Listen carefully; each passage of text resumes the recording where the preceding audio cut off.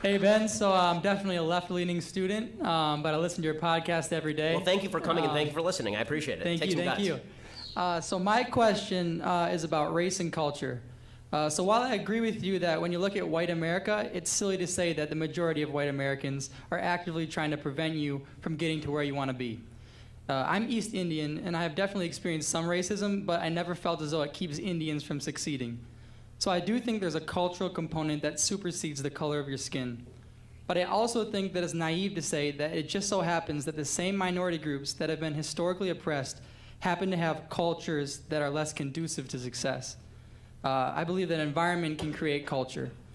Can you acknowledge the historical reasonings that led that these so-called unsuccessful cultures and not put blame on these minority groups?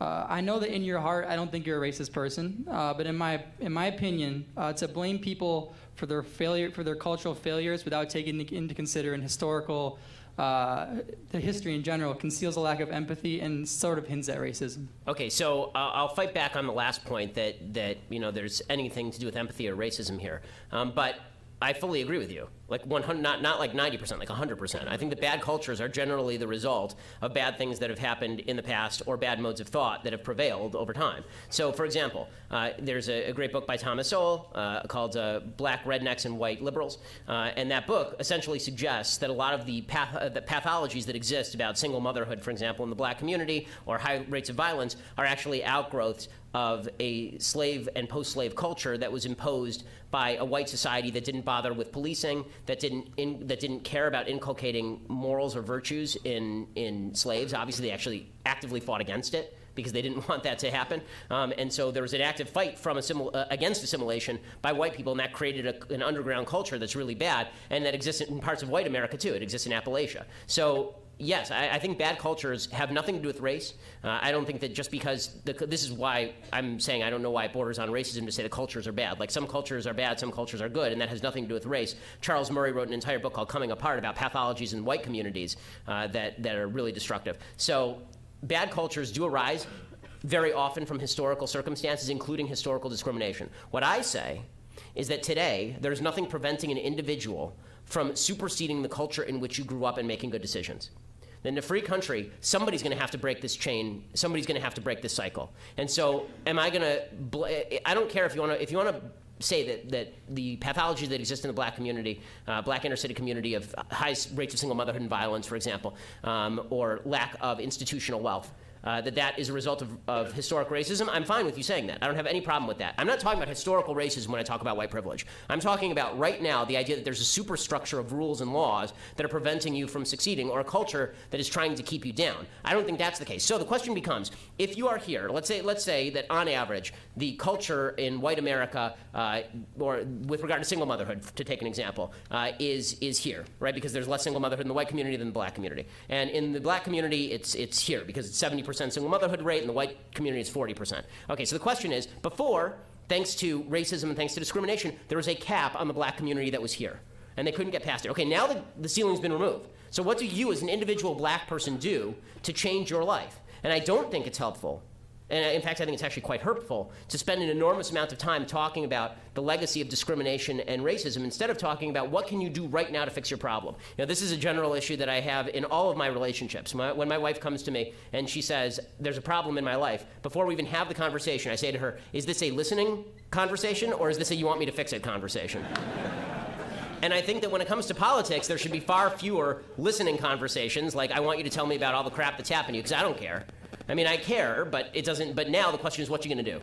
Right? That's a much more important conversation, because we only have 5 minutes together. Is that 5 minutes going to be spent on all the terrible things that happened, which I fully agree with, that I would have fought if I were there, but I wasn't? Right? Are we going to spend 5 minutes talking about all the terrible things that happened to blacks and Jews and gays and women and Hispanics in the United States? Or are we going to talk about right now what you can do to succeed? Because I don't think that the rules are holding you back.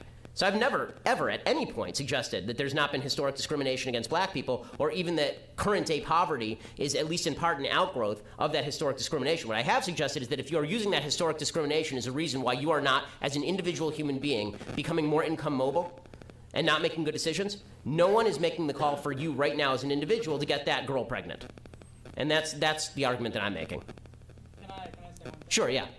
So I guess, like, would you So you have to admit though that between different races and different cultures there are different levels of success, and there's definitely, you would expect that somebody who grows up with being able less to succeed, you would expect that would happen in certain communities and certain right. That's why they're communities. called pathologies of culture. Yeah, for sure. I mean, if you grew up in a worse situation than somebody else who grew up in a better situation, of course you're going to grow up having obstacles that other person has to overcome. But that doesn't mean that other person, number one, victimized you. Right? There's no one in America today, for example, who's enslaved a black person that I know of, or if they have, they'd be in jail. I'm sure that nobody in this room, right, none of the young white people in this room were alive during the times of Jim Crow. So the question is, do we take away from the white people in this room to rectify historic injustices, or do we recognize that history is filled with historic injustices, and now we're going to have to find a way to overcome those obstacles together without redistributing income, for example? Now, I have called for movements, for example, for companies to go into inner cities and make a deal with students in inner cities and say to them, listen, you get good grades and we'll pay for your college, and then you come afterward and you work for us for 3 years to pay off that debt. And I think there are things that we can do in the private sector. This is why I think religious communities are so important. I'm not against charity. I'm not against us as individuals going out and helping people. What I am against is the idea that the government can fix this problem, because the government cannot fix historic inequity. All the government can do is set the rules at an equal level, equal law, equal judgment under law, equal justice under law is the only way that we're ever going to approach anything that looks like a fair society. There's no such thing as a fair society where the government plays God and gives some to others and takes from others. And so, would you say that we should, like, other people who are not, in an oppressed state, they should wait for other people to pull themselves up? Do you think that's how we should solve it, or do you think there is a moral I think every culture in responsibility? American history, every individual in American history who has succeeded has had a combination of people who help them out, not in the government, people who help them out, and their own capacity to bootstrap it. And when my great-grandparents got here, they were dirt poor and didn't speak English. Great-great-grandparents got here. They were dirt poor and didn't speak English. This is true for virtually everybody in the room, right? At some point, somebody came over here and they were dirt poor and didn't speak English. And that doesn't mean that on a generational level, people are going to go from 0 to 100. But it does mean that we're going to need to move in the right direction as opposed to sitting around and talking about historic injustice all day, because that doesn't get anything done. Thank you. Thanks so much.